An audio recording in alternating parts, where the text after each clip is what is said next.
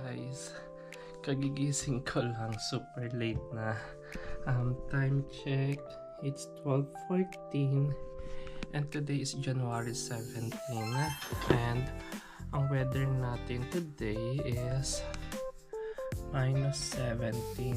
Wow! It's sunny outside guys, but it's really cold. -17.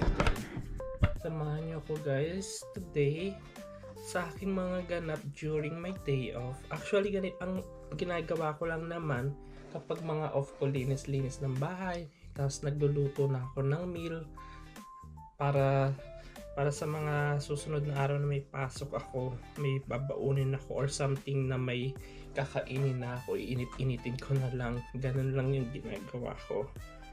And yun guys, samahan niyo ako for today's ganap.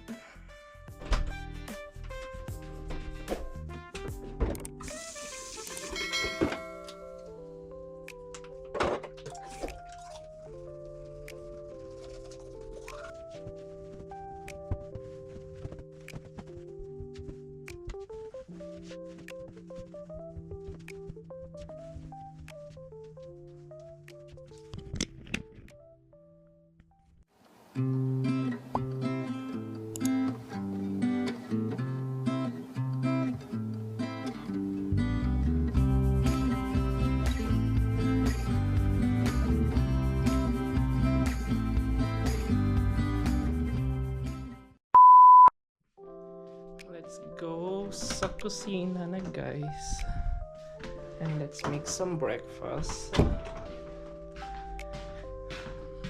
Hindi ko alam kung anong lulutuin ko, pero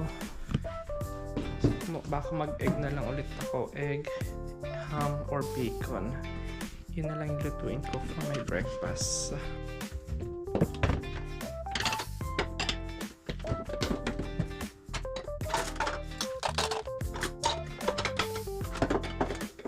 Naisipan ko guys, maggagawa na lang ako ng sinangag.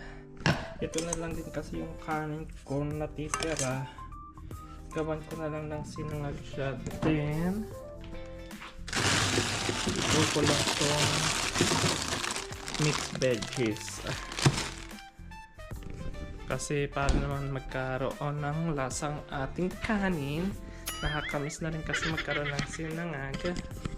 So yun na lang yung gagawin ko guys. Guys, magluluto na ako ng fried rice. So meron ako ditong scrambled egg, mixed veggies, and I decided na